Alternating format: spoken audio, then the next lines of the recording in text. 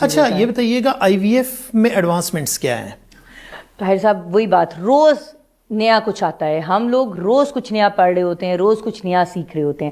فی الحال ایک ٹرم ہے پری امپلانٹیشن جینیٹک ڈائگنوسس، آرام سے اس کو PGD کہا جاتا ہے آج کل. یہ بیسیکلی بڑی ایک فیسینیٹنگ سی چیز ہے کہ یہ جو ٹیسٹ تھا یہ بنا انیشلی ان کے لیے تھا کہ لیٹس سے کہ ایک جوڑا آیا، ان کے 2-3 بچے ہیں اور وہ اب نارمل ہیں. بالکل صحیح. انہوں نے کہا کہ یہ تو اس کو پتہ ایسا کچھ ہونا چاہیے ان کے لیے کہ ان کے بچے جو اگلے ہوئیں وہ نارمل ہوئیں. بالکل صحیح. تو انہوں نے کہا کہ پریگنینسی سے پہلے چیک کرنا چاہیے کہ یہ جو ایمبریو بنا ہے، جو بیج بنا ہے، یہ نارمل ہے کہ نہیں.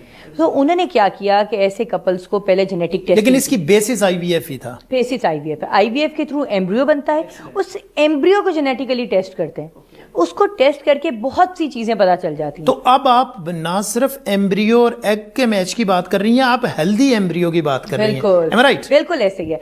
ہمارا ابھی بلکہ ایک پیشنٹ آج کل چل رہے ہیں تو انفارچونیٹلی ان کے بچے اب نارمل تھے، تو جب ان کی جینیٹک ٹیسٹنگ کرائی تو ہسبینڈ میں پتہ چل گیا ہمیں کہ کیا مسئلہ ہے. اب ان کی جینیٹک ٹیسٹنگ کے تھرو PGD کے تھرو صرف ہیلدی ایمبریوز ان کے اندر رکھنے ہیں تاکہ انشاءاللہ ان کو اللہ میاں ایک وہ اولاد دے اور ہیلدی دے انشاءاللہ.